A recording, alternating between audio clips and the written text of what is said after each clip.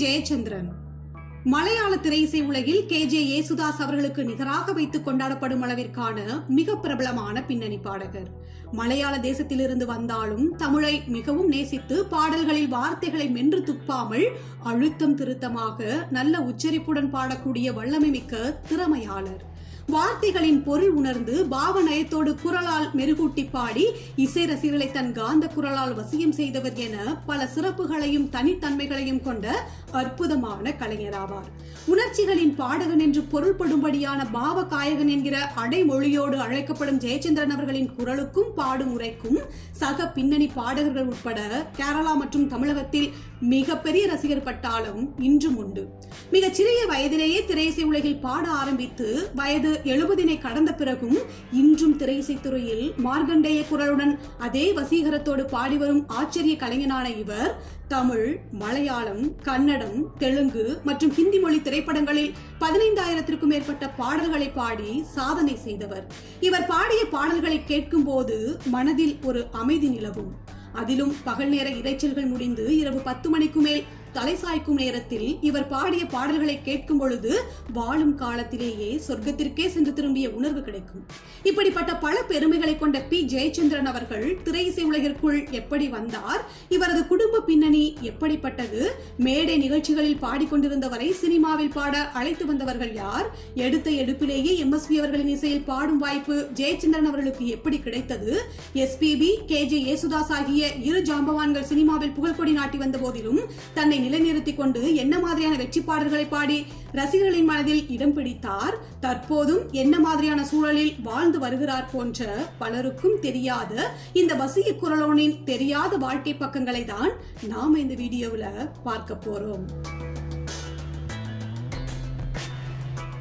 மென்மையான குணத்தையும் இசையமைப்பாளர்கள் அனைவருடனும் இணக்கமான போக்கை கடைபிடிக்கும் பழக்கத்தையும் இயல்பாகவே கொண்ட ஜெயச்சந்திரன் அவர்கள் எர்ணாகுளத்தின் இரவிபுரம் பகுதியில் உள்ள பத்ராலயம் என்ற சிற்றூரில் புகழ்பெற்ற இசை கலைஞரும் கொச்சி அரச பரம்பரையைச் சேர்ந்தவருமான ரவிவர்மா கொச்சனியின் தம்புரானுக்கும் சுபத்ரா குஞ்சம்மாவிற்கும் 1944 ஆண்டு மார்ச் 3ஆம் தேதி 3வது மகனாக பிறந்தவர். இவருடன் பிறந்தவர்கள் சுதாகரன், கிருஷ்ணகுமார் என்ற 2 சகோதரர்களும் சரசிஜா, ஜெயந்தி என்ற 2 சகோதரிகளும் ஆவர்.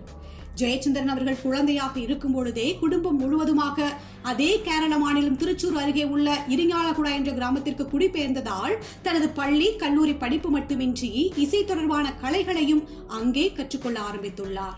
அதிலும் ஜெயச்சந்திரன் அவர்கள் இசை குடும்பத்தில் பிறந்தவர் என்பதனால் இயல்பாகவே அவரிடம் இசை ஆர்வம் என்பது அதிகமாகவே இருந்துள்ளது. இதனால் ஆரம்பத்தில் அவரது தந்தையான ரவிவர்மா கொச்சனியன் மற்றும் மூத்த சகோதரர் சுதாகரன் ஆகியோரின் வழிகாட்டுதல் படி அவர்களிடமே இசை பயின்றவர். பின்னர் இரிங்காலகுடாவில் தான் படித்து வந்த தேசிய பள்ளியிலேயே இசை ஆசிரியராக இருந்த KV ராமநாதன் என்பவரிடமும் சங்கீதம் கற்க ஆரம்பித்துள்ளார். இந்த நேரத்தில் ஜெயச்சந்திரன் சங்கீதம் கற்பதோடு மட்டும் நின்று விடாமல் அம்மா சுபத்ரா அவர்களின் தூண்டுதலால் 6 வயதிலேயே மிருதங்கம் வாசிக்கவும் கற்றுள்ளார். இப்படி இசை, மிருதங்கம் இரண்டிலும் ஆர்வம் காட்டி வந்த ஜெயச்சந்திரனை அவரது பள்ளி இசை ஆசிரியரான ராமநாதன் அவர்களும் அண்ணன் சுதாகரனும் ஆளுக்கு ஒரு பக்கமாக ஊக்கப்படுத்தி பள்ளிகள் அளவில் நடத்தப்படும் இசை போட்டிகளுக்கு அழைத்து சென்று பங்கேற்க வைப்பார்களாம். ஜெயச்சந்திரன் அவர்களும் இருவரின் நம்பிக்கைக்கும் ஏற்றாற் போலவே அப்போட்டிகளில் எந்தவித தயக்கமும் இன்றி கலந்து கொண்டு தனது திறமையை முழுமையாக வெளிப்படுத்தி அவற்றிலெல்லாம் பரிசுகளை அள்ளி குவிப்பாராம். அப்படி 1958ஆம் ஆண்டு அவரது 14வது வயதில் மாநில அளவில் பள்ளி சிறுவர்களுக்காக நடத்தப்பட்ட இசை போட்டியில் கலந்து கொண்ட ஜெயச்சந்திரன் சிறந்த மிருதங்க கலைஞராகவும் சிறந்த மெல்லிசை பாடகராகவும் பரிசு பெற்று வந்தாராம். இதே போட்டியில் பின்னணி பாடகர் KJ யேசுதாஸ் அவர்களும் கலந்து கொண்டு சிறந்த செவ்விசை பாடகருக்கான பரிசையும் பெற்றுள்ளார்.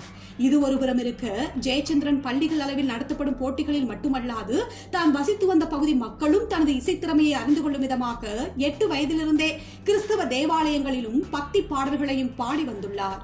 இப்படி கிடைக்கின்ற இடங்களிலெல்லாம் தனது திறமையை வெளிப்படுத்தி வந்தவர் படிப்பையும் விட்டுவிடாது பள்ளி கல்வியை முடித்த கையோடு அதே இரிங்காலகுடா பகுதியில் இயங்கி வந்த கிறிஸ்தவ கல்லூரியில் விலங்கியல் பாடப்பிரிவில் சேர்ந்து இளங்கலை பட்டமும் பெற்றுள்ளார். பட்டப்படிப்பை முடித்துக் கொண்டு சென்னை வந்தவர் பாடுபவருக்கு எடுத்த எடுப்பிலேயே திரைப்படங்களில் பாடுவதற்கான வாய்ப்புகள் எதுவும் அமைந்துவிடவில்லை.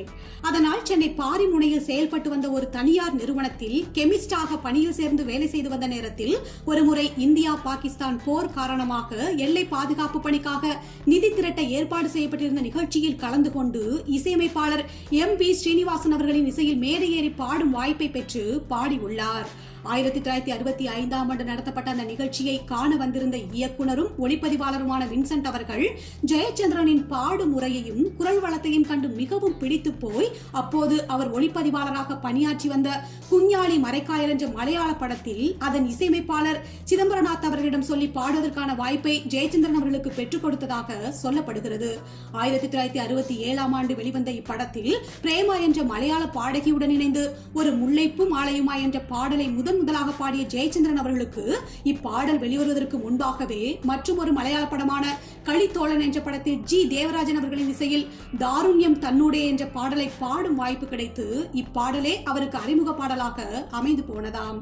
இதனால் தொடர்ந்து G. தேவராஜன் அவர்களின் இசையில் நிறைய பாடல்களை பாடுவதற்கான வாய்ப்பு கிடைக்கவே அவரை கடைசி வரை தன்னுடைய இசை தந்தையாகவும் குருநாதராகவும் நல்ல நண்பராகவும் ஏற்றுக்கொண்டு பழக ஆரம்பித்தாராம் ஜெயச்சந்திரன். இதற்கு பிறகு இதே ஆண்டில் உத்தியோகஸ்தா என்ற மலையாள படத்திலும் M.S. பாபுராஜ் இசையில் அனுராக கானம் போல என்ற பாடலை பாடியவர் தொடர்ந்து மலையாளத்தில் நிறைய பாடல்களை பாடும் வாய்ப்பை பெற்று தன்னை புடம் போட்ட தங்கமாக மாற்றி புகழ் பெற ஆரம்பித்துள்ளார். அது மட்டுமின்றி அதுவரை தன் வசீகர குரலால் சேட்டன்களை மட்டுமே கட்டி போட்டு வந்த ஜெயச்சந்திரனுக்கு தமிழிலும் வந்து புகழ் பெறும்படியான ஒரு அறிமுக நிகழ்வு MSV அவர்களுடன் நிகழ்ந்துள்ளது. அதுதான் 1972ஆம் ஆண்டு பனிதீராத வீடு என்ற மலையாள படத்தில் அவருடன் இணைந்து பணியாற்றும் வாய்ப்பு.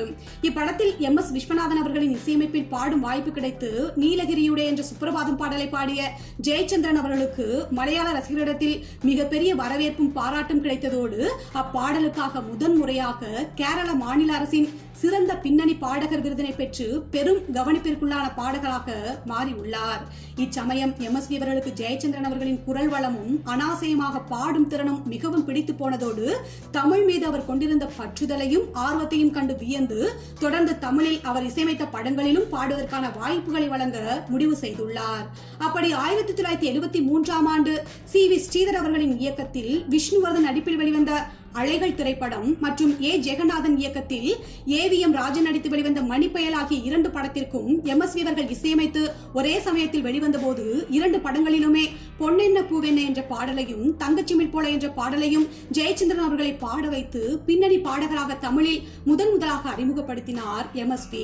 இதில் பொன்னென்ன பூவென்ன என்ற பாடல் ஜெயச்சந்திரன் அவர்களுக்கு தமிழின் முதல் அறிமுக பாடலாக அமைந்ததோடு 2 பாடல்களின் மூலமாகவும் தனது இனிமையான குரலால் எல்லோரையும் மயக்கி எந்த இடத்திலும் தான் ஒரு மலையாளி என்பதை இசை ரசிகர்கள் யாரும் அடையாளம் கண்டுகொள்ள முடியாதபடி அச்சுர சுத்தமாக தமிழில் மிக அழகாக பாடி ரசிக்க வைத்திருந்தார்.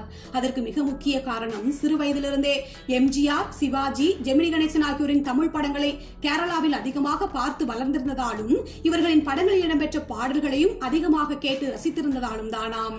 இதனாலேயே தமிழில் மிகப்பெரிய பாடகராக வர வேண்டும், இது போன்ற பாடல்களை நாமும் பாடி புகழ் பெற வேண்டும் என்ற ஒரே குறிக்கோளோடு செயல்பட்டு வந்துள்ளார்.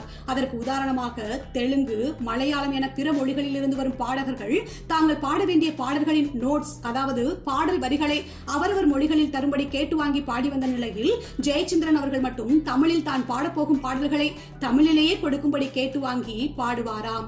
அந்த அளவிற்கு தமிழ் மொழி மீது பற்றுதலும் காதலும் கொண்டிருந்துள்ளார். இப்படிப்பட்டவர் தொடர்ந்து MSV அவர்களின் இசையிலேயே ஜெமினி அவர்கள் நடித்து வெளிவந்த நான் அவனிலை படத்தில் மந்தார மலரே, 3 முடிச்சு படத்தில் வசந்த கால நதிகளிலே, அந்த 7 நாட்கள் படத்தில் கவிதை அரங்கேறும் நேரம் என பாட ஆரம்பித்தவருக்கு 3 முடிச்சு படத்தின் வசந்த கால நதிகளிலே பாடல் மிகப்பெரிய ஹிட் பாடலாக அமைந்ததால் சங்கர் கணேஷ், G.K. வெங்கடேஷ், இளையராஜா, T. ராஜேந்தர் போன்ற மற்ற இசையமைப்பாளர்களின் கவனத்தையும் பெற ஆரம்பித்தார். அப்படி இளையராஜா அவர்களின் இசையில் முத்துராமன் நடித்து 1977ஆம் ஆண்டு வெளிவந்த காற்றினிலே வரும் கீதம் படத்தில் முதலாக சித்திர செவ்வானம் சிரிக்க கண்டேன் மற்றும் ஒரு வானவில் போலே ஆகிய பாடல்களை பாடியவர் தொடர்ந்து 1978இல் வெளியான கிழக்கே போகும் ரயில் படத்தில் மாஞ்சோலை கிளிதானோ, 1979 வெளியான நல்லதொரு குடும்பம் படத்தில் செவ்வானமே பொன்மேகமே, முதலிரவு படத்தில் மஞ்சள் நிலாவுக்கு, அன்பே சங்கீதா படத்தில் கீதா சங்கீதா, சூரக்கோட்டை சிங்கக்குட்டி படத்தில் காளிதாசன் கண்ணதாசன், வைதேகி காத்திருந்தால் படத்தில் ராசாத்தி உன்ன காணாத நெஞ்சு என வரிசையாக பாடி தமிழ் பாடல்களின் தீவிர இசை ரசிகர்களிடத்தில் ஓரளவு அடையாளம் பெற ஆரம்பித்துள்ளார் ஜெயச்சந்திரன். குறிப்பாக 1984 விஜயகாந்த் நடித்து வெளிவந்த வைதேகி காத்திருந்தால் படத்தில் இவர் பாடிய ராசாத்தி உன்ன காணாத நெஞ்சு பாடல் இவரின் குரலை பட்டி தொட்டியெல்லாம் கொண்டு சென்று ஒரு கலக்கு கலக்கி இவருக்கென்று ரசிகர் பட்டாளத்தை உருவாக்கியதென்று கூட சொல்லலாம். இதே படத்தில் இவர் பாடிய இன்றைக்கும் ஏன் இந்த ஆனந்தமே மற்றும் காத்திருந்து காத்திருந்து காலங்கள் போகுதடி ஆகியவையும் மிகப்பெரிய கவனிப்பினை பெற்ற பாடல்களாக அமைந்தன.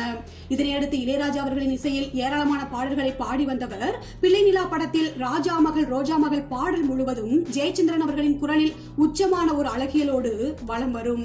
இதே போன்று பகல் நிலவு படத்தில் பூவிலே மேடை நான் போடவோ, முடிவல்ல ஆரம்பம் படத்தில் பாடிவா தென்றலே, டிசம்பர் பூக்கள் படத்தில் அழகாக சிரித்தது அந்த நிலவு, நதியை தேடி வந்த கடல் படத்தில் தவிக்கிது தயங்குது ஒரு மனது, நானே ராஜா நானே மந்திரி படத்தில் மயங்கினேன் சொல்ல தயங்கினேன், தேகம் சிறகடிக்கும் போன்ற பாடல்கள் ஜெயச்சந்திரனின் குரலுக்காகவே செய்தவை என்று தோன்ற வைக்கும் அழகுடன் மனதினை வருடிவிட்டு போகும். அதேபோல் சொற்களுக்கு ஏற்ப பாவங்களை கொடுப்பதில் வல்லவரான ஜெயச்சந்திரன் அவர்கள் உன்னை நான் சந்தித்தேன் படத்தின் தேவன் தந்த வீணை பாடலில் சரணத்தின் முடிவில் இறைவன் சபையில் கலைஞன் நான் என்கிற இசைக்குறிப்பில் அவர் கொடுக்கிற அந்த ஃபீல் ஜெயச்சந்திரனுக்கே உரிய அழகிய அம்சமாக தோன்ற வைக்கும். அதுபோலவே அம்மன் கோவில் கிழக்காலை படத்தில் பூவை எடுத்து ஒரு மாலை தொடுத்து வச்சேன் பாடலில் காத்துல சூடம் போல கரையிறேன் ஒன்னால என்கிற இசைக்குறிப்பில் ஜானகியோடு சேர்ந்து அவர் கொடுக்கும் எக்ஸ்பிரஷன் இன்றும் இசை ரசிகர்களால் சிலாகித்து பேசப்படும் ஒன்றாகவே இருந்து வருகிறது.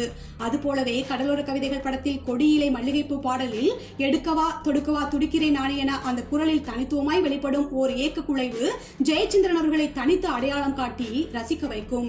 அது மட்டுமின்றி இயல்பாகவே மென்மை குணத்தினை கொண்ட ஜெயச்சந்திரன் அவர்கள் காதல் பாடல்களைப் போலவே அதிராத இசையிலான சோக பாடல்களுக்கும் மிகவும் பொருந்துகிற குரல் வளத்தை கொண்டவர். அதற்கு ஏற்றாற்போல் என் புருஷன் தான் எனக்கு மட்டும்தான் படத்தில் புள்ளை கூட பாட வைத்த புல்லாங்குழல் மற்றும் தெய்வ வாக்கு படத்தில் ஊரெல்லாம் சாமியாக பார்க்கும் உன்னை, டி ராஜேந்திரன் இசையில் ஒருதலை ராகம் படத்தில் கடவுள் வாழும் கோவிலிலே மற்றும் பூ பூவா பூத்திருக்கு படத்தில் பூ பூத்த செடிய காணோ, மனோஜ் கியானின் இசையில் செந்துர பூவே படத்தில் சோதனை தீரவில்ல, ராஜேஷ் கண்ணாவின் இசையில் நான் வளர்த்த பூவே படத்தில் உயிருள்ள ரோஜா பூவே போன்ற பாடல்களில் சோகரசத்தில் மனதினை பிழியும் அளவுக்கு இவரின் குரல் வளம் இனிமையாக அமைந்திருக்கும். MSV மற்றும் இளையராஜா அவர்களை தொடர்ந்து தமிழில் ஜெயச்சந்திரனின் பெயரை நினைவு கூறத்தக்க வகையிலான பாடல்களை 90களில் வழங்கியவர்களில் S.A. ராஜ்குமாரும் A.R. ரகுமானும் குறிப்பிடத்தக்கவர்களாவர். S.A. ராஜ்குமாரின் இசையில் சின்ன பூவே மெல்ல பேசு படத்தில் சின்ன பூவே மெல்ல பேசு, மனசுக்குள் மத்தாப்பு படத்தில் பூந்தென்றலே நீ பாடிவா, அவள் வருவாள படத்தில் இது காதலின் சங்கீதம், பூவே உனக்காக படத்தில் சொல்லாமலே யார் பார்த்தது, புத்தம்புது பூவே படத்தில் சாமந்தி பூவுக்கும் சாயங்கால காற்றுக்கும் போன்ற அழகிய மெலடி பாடல்களை பாடி ரசிக்க வைத்தவர். சூரிய வம்சம் படத்தில் ரோசாப்பூ சின்ன ரோசாப்பூ மற்றும் வானத்தை போல படத்தில் காதல் வெண்ணிலா போன்ற சோக பாடல்களையும் பாடி ரசிகர்களின் மனங்களை கொள்ளை கொண்டு போனார். அதேபோல் 70 காலகட்டங்களிலேயே A.R. ரகுமான் அவர்கள் 9 வயது சிறுவனாக இருக்கும் போதே அவரது தந்தை சேகர் அவர்கள் இசையமைத்த பெண்படா என்ற மலையாள படத்தில் முதலில் வெள்ளி தேன் கிண்ணம் போல் என்ற பாடலுக்கு மெட்டமைத்த போது அப்பாடலை பாடிய பெருமை ஜெயச்சந்திரன் அவர்களுக்கு கிடைத்திருந்தது. இதனால் ரகுமான் இசையமைப்பாளராக அறிமுகமான 90களுக்கு பிறகு தனது படங்களில் பாடும் வாய்ப்பை ஜெயச்சந்திரன் அவர்களுக்கு வழங்கினார்.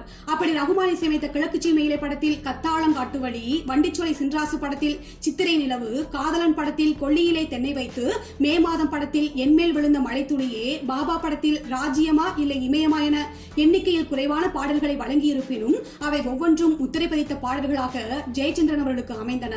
இதில் மே மாதம் படத்தில் வரும் என்மேல் விழுந்த மழைத்துளியே பாடல் இன்றைய 2K கிட்ஸ்களும் விரும்பி கேட்கும் பாடல்களாக இன்று வரை இருப்பதோடு அன்றைய காலகட்டத்தில் தன் வயதிற்கு மீறிய காதல் உணர்வை தன் குரலில் வெளிப்படுத்தி நம்மை மெய்சிலிருக்க வைத்திருப்பார். அதேபோல் ரகுமானின் இசையில் ஜெயச்சந்திரன் பாடிய பாடல்களில் மிகவும் உச்சமான புகழ்பெற்ற பாடல் என்றால் அது கன்னத்தில் முத்தமிட்டால் படத்தில் வரும் ஒரு தெய்வம் தந்த பூவே பாடலாகத்தான் இருக்கும். இப்பாடல் சின்மயி குரலில் இந்திய அளவில் பிரபலம் பெற்றிருந்த போதிலும் ஆண் வடிவ குரலாக வரும் ஜெயச்சந்திரன் அவர்களின் குரல் தந்தைக்கே உரிய கம்பீரத்தோடு கேட்கும் போது நம்மை கலங்க வைத்திருப்பார். இது தவிர ஆபாவானன் அவர்களின் இயக்கத்தில் மனோஜ் கியான் என்ற இரட்டை இயக்குநர்கள் இசையில் வெளிவந்த இணைந்த கைகள் படத்தில் எஸ்பிபி அவர்களுடன் இணைந்து பாடிய அந்தி நேர தென்றல் காற்று பாடல் இன்றும் இசையலைகளை மனதில் தூண்ட வைக்கும் பாடலாக இருந்து வருகிறது. அதேபோல் சலீல் சௌத்ரி, வித்யாசாகர் போன்றவர்களின் இசையில் மறக்க முடியாத பாடல்களை பாடியவர். தேவாவின் இசையில் சொக்கத்தங்கம் படத்தில் வெள்ளையாய் மனம் பிள்ளையாய் பாடலை சொர்ணலதா மற்றும் சுஜாதா மோகன் ஆகியோருடன் இணைந்து பாடி ரசிக்க வைத்திருந்தார். இப்படி 70களில் தொடங்கி ஒவ்வொரு காலகட்டங்களிலும் பிரபலமான இசையமைப்பாளர்கள் அனைவரின் இசையிலும் பாடிய ஜெயச்சந்திரன் அவர்கள் அடுத்த தலைமுறை இசையமைப்பாளர்களான பரணி, ஸ்ரீகாந்த் தேவா, ஜி.வி. பிரகாஷ் போன்றவர்களின் இசையிலும் பாடி அசத்தி இருக்கிறார். தமிழில் குறைவான எண்ணிக்கையில் பாடல்களை பாடியிருந்தாலும் பெரிய இடைவெளி என்பது இல்லாமல் தொடர்ச்சியாக ஒவ்வொரு காலகட்டத்திலும் தமிழில் பாடிக்கொண்டே பலரின் கவலைகளையும் மறக்கடித்து வந்த ஜெயச்சந்திரன் அவர்களின் வாழ்வில் என்றுமே மறக்க முடியாத சில சோக நிகழ்வுகளும் நடந்து அது இன்று வரை அவரது மனதில் ஆறாத ஒடுவாய் இருந்து வருகிறது என்பது நம்மில் பலருக்கும் தெரியாத ஒன்று. அதுதான் ஜெயச்சந்திரன் அவர்களின் மனதிற்கு மிகவும் நெருக்கமான ஒரு வெற்றிகரமான பின்னணி பாடலாக திரையுலகில் வலம் வர காரணமாக இருந்த அவரது அண்ணனின் மறைவு. ஜெயச்சந்திரன் அவர்கள் இசைத்துறையில் பெரிய ஆளாக வருவதற்கு அம்மா அப்பா என மொத்த குடும்பமும் உறுதுணையாக இருந்திருந்தாலும் இவரது அண்ணன் சுதாகரன் எடுத்துக்கொண்ட முயற்சிகள் தான் அதிகமாம். அதிலும் சிறு வயதில் அண்ணன் கற்றுத்தரும் பாடல்களை மட்டுமே பள்ளி விழாக்களில் மேடையில் ஏறி பாடி பரிசுகளை பெற்று வரும் ஜெயச்சந்திரன் திரையுலகில் மிகப்பெரிய பாடகராக வரும் வரை அண்ணன் சுதாகரன் கூடவே இருந்து நிறைய அறிவுரைகளை வழங்கி அவருக்கு இன்னொரு தந்தையை போல வழிகாட்டி வந்துள்ளார். இதனால் அண்ணன் மீது தம்பிக்கும், தம்பி மீது அண்ணனுக்குமான அன்பும் பாசமும் அளவுக்கு அதிகமாகவே இருந்துள்ளது. இப்படிப்பட்ட சமயத்தில் 1989ஆம் ஆண்டு தன் மனதிற்கு மிகவும் நெருக்கமான அண்ணன் சுதாகரன் அவர்கள் திடீரென மறைந்து போக அவரின் இழப்பு ஜெயச்சந்திரன் அவர்களுக்கு மிகப்பெரிய பாதிப்பை ஏற்படுத்தியுள்ளது. தன் அப்பா அம்மா இருவரும் இறந்தபோது கூட ஏற்படாத வலியும் வேதனையும் அண்ணனின் மறைவில் ஏற்பட சிறிது காலம் மிகுந்த மன உளைச்சலில் அவர் இருந்ததாக சொல்லப்படுகிறது. இந்த நேரத்தில் திரையில் அவர் பாடிய பாடல்களே அவர் காயத்திற்கு மருந்தாக மாறியதோடு பின்னர் கொஞ்சம் கொஞ்சமாக அக்கவலையில் இருந்து வெளிவர உதவியதாகவும் கூறப்படுகிறது.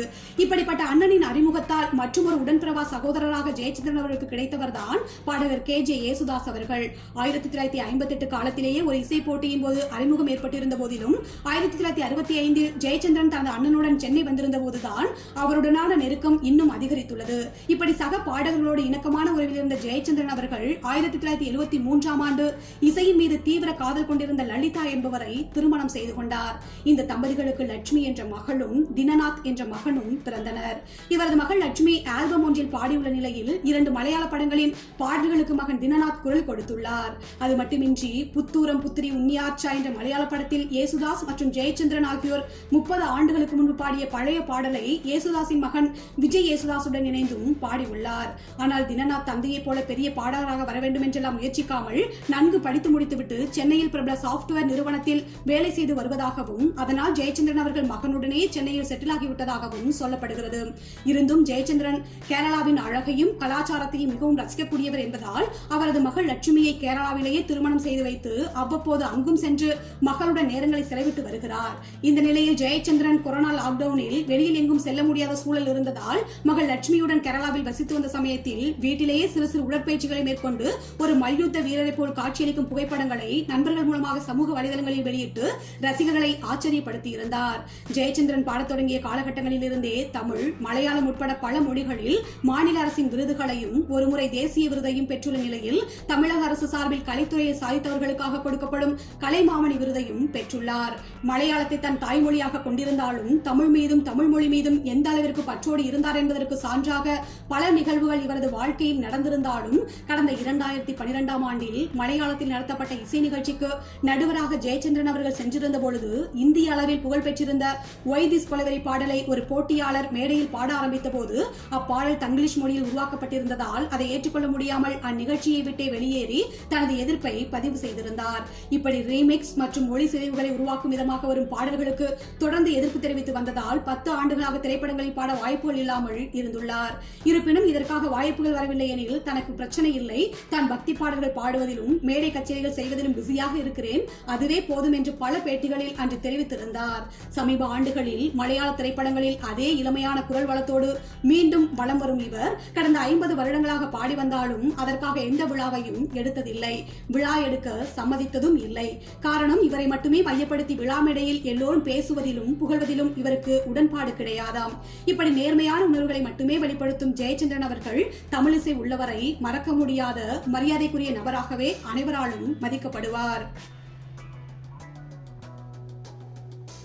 இது போன்ற சுவாரஸ்யமான தகவல்களை தெரிஞ்சுக்கிறதுக்கு எங்களோட சேனலை சப்ஸ்கிரைப் பண்ணுங்கள். மறக்காமல் ஷேர் பண்ணுங்கள்.